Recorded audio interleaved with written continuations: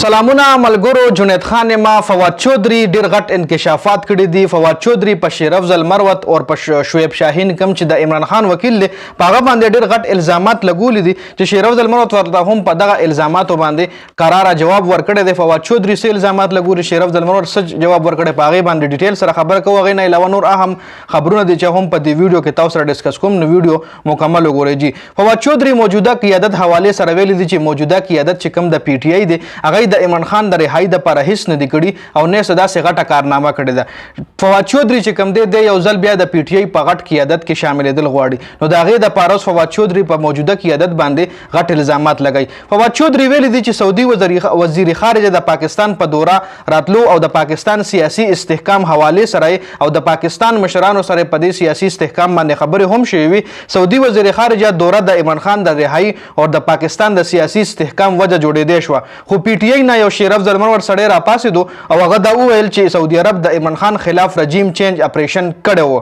بیا د پاکستان خلکو څه اهم سیاسي خلکو څه اهم اسټابلیشمنټ خلکو یې پریس کانفرنس یې وکړې او دغه د شیر افضل مروت بیان سعودي حکومت له ورسولو چې په هغې باندې سعودي حکومت شاله شو. د عمران خان رهایی د حوالې سره هم ایسه غټ داسې دغه ونکل او د پاکستان سیاسي استحکام هم ټیک نه کو. مطلب ټوله ملبې په شیر افضل مروت ورواچوله او د شیر افضل مروت او شعیب شاهین او کات چې وایي کوم دی وایي دا د کونسلر جوړېدو هم نه دي. وایي دا خو د عمران خان ته دعا کوي چې د هغه په وجه باندې دی دومره غټ سیټونه ګټلي دي. نو په دې ولا شیر افضل مروت هم یو قراره جواب ورکړی دی. شیر افضل مروت ورله ویلي دي چې ستا هغه منډې ما ته اوس هم یاد دي او تا چې کله هغه منډې وایې نو هغه ټایم زه هلته موجود وم. دا ولا شیر افضل مروت جواب ورکړی دی چې ستا هغه منډې ما له یاد دي. ته اوس دا غټې غټې خبرې کوې چې کله د منډې وهلې نو هغه ما له یاد دي. کله چې د پی ټی آی نه تښتېدې لکه وایي د هاتي نه دې تیزه منډه واله نو هغه ځای کې زه موجود وم چې څه ټایم تا دا منډې وهلې او اوس ته په مونږ الزامات لګې. بل طرف ته لاهور های کورټ چې کوم دی د هغې چیف جسټس انتخابات هم شوي دي. د پاکستان د تاریخ په لومبي ځله یو زنانه چیف جسټس جوړه شوې ده. جسټس عالیه نیلم چیف جسټس منتخب شو. جی شهزاد ملک د لاهور های کورټ چیف جسټس و چې هغه سپریم کورټ ته لاړو او د هغه په ځای باندې جسټس عالیه نیلم چې کوم ده چیف جسټس های کورټ جوړه شوه. بل خبر د سیویلین حوالې سره هم دی.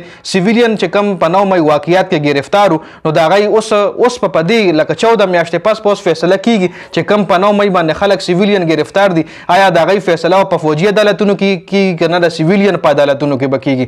لکه 14 میاشتې پس په د هغې فیصله کوي. 14 میاشتې هغه یا لډي په جیل کې تېرې کړي. نو دا زموږ عدالتي سیستم دی چې 14 میاشتې پس اوس د دې فیصله کیږي چې آیا دی دا فیصله مونږ په فوجي عدالتونو کې وکړو یا مونږ په سیویلین عدالتونو کې وکړو. لکه 14 میاشتې هغې هسې په دغه کې تېره شوه او دا فیصله به اوس په 8 جولای باندې کیږي.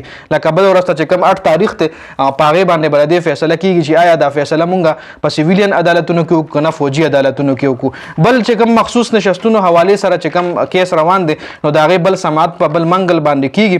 ډېر ججز د پی ټی آی سره ولاړ دي چې سیټونه د پی ټی آی ته میلاو شي خو قاضي صاحب وایي نه چې دا سیټونه د پی ټی آی ته نه میلاویږي ځکه سیټونه که چېرې پی ټی آی ته میلاویږي نو مسلم لیګ نون بیا ازادانه فیصلې نشي کولی ای بیا په آیین کې ترمیم نشي کولی. جی نو په دې وجه باندې دا سیټونه پی ټی آی ته نه میلاوېدل چې کوم د عمران خان مخالفین دی غواړي او چې په آیین کې ترمیم وکړي ریلیکسیشن میلاو شي. په دې ویډیو کې دا اهم اپډیټس و. د ویډیو کتلو زیاته مننه. جی والسلام.